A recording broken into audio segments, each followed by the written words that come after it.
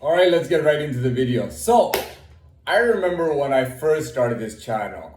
In the first, I'd say like week and a half, 2 weeks, I talked all about history and things like that, and folklore, and then I didn't really do much of that again. So I wanted to talk a little bit more about it. I know I did a little bit just a few days ago, but let's do a meaty one. Let's do a full one.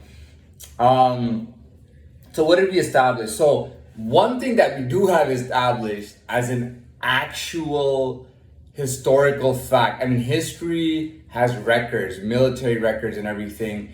Okay, so I'll say it again. 1896, Bram Stoker's Dracula was based on a 1400s, 1453 around character or a real person, historical figure named Vlad the Impaler or Vlad Dracula.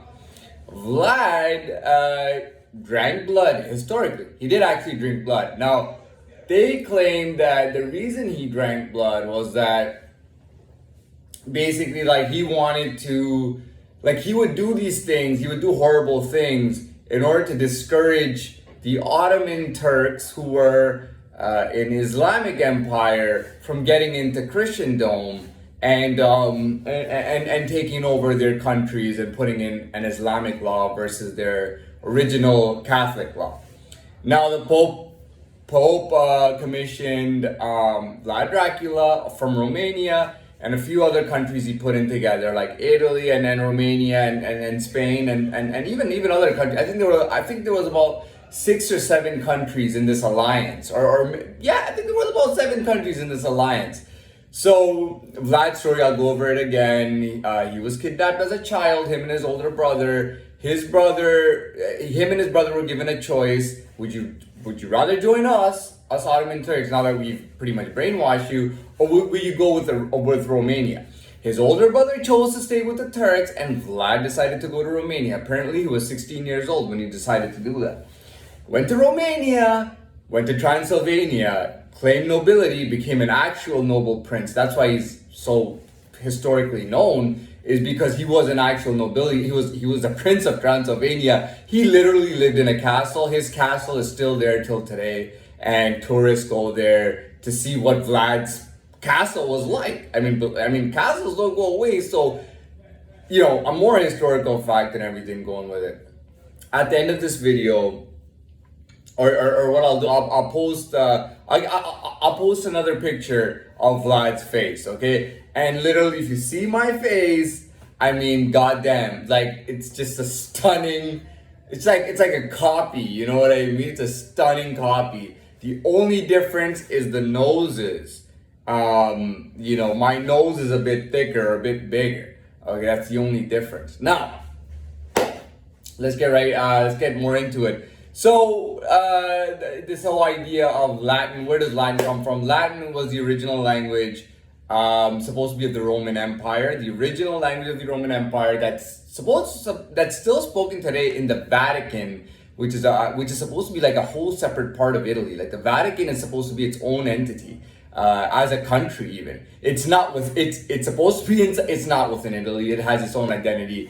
It has its own pope, who basically preaches to Catholics all over the world. Okay, so Latin came from that. The Spaniards that went and conquered Latin America, the story is that Cortez created a new race called Latino, because they were Latin men coming from Spain. They identify as Latin, and then when they mixed with the people there, I think Cortez had people claim anywhere from like 2 to 6 or 7 wives Cortez had.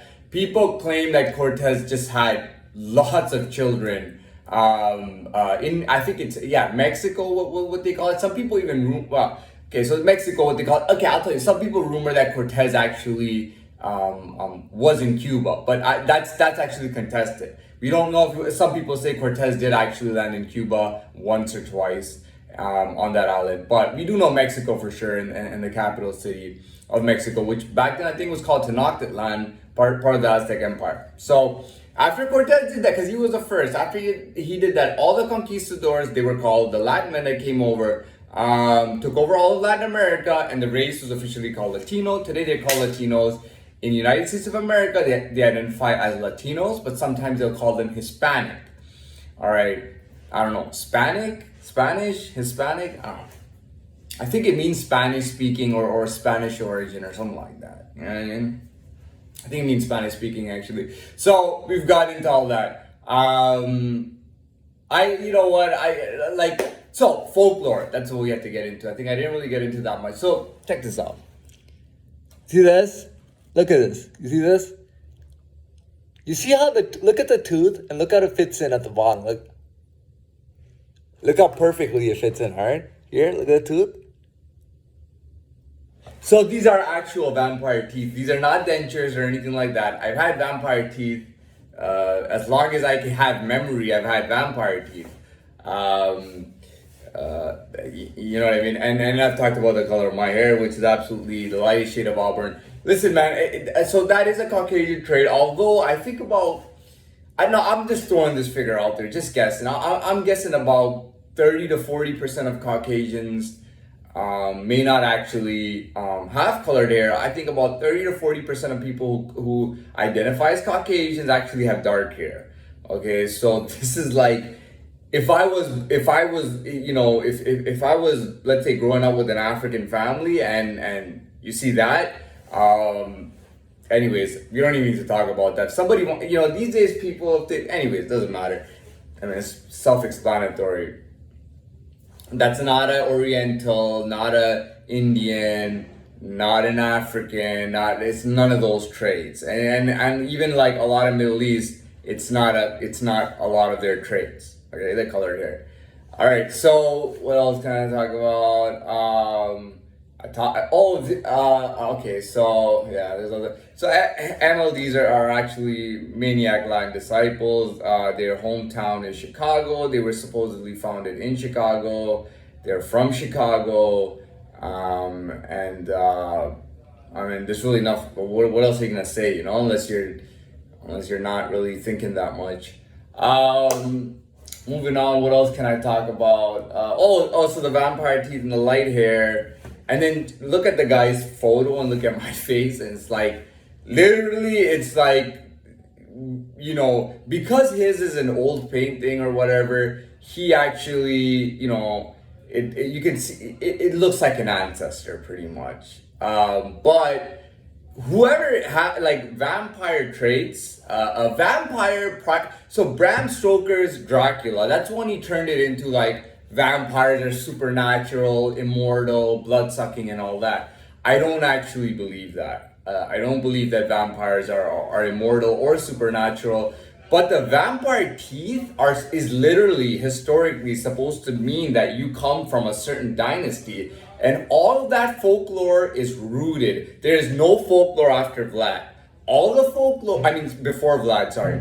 All the folklore, all signs, all roads point, when it comes to vampire, all roads point to Transylvania and Romania.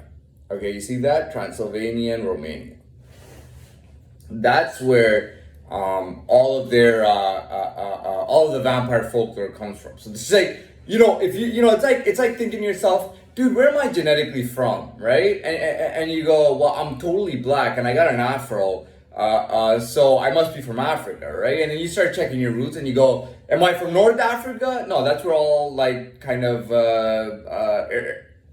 North African people were lighter skinned and a little bit different live. Okay, so I'm definitely not from North Africa.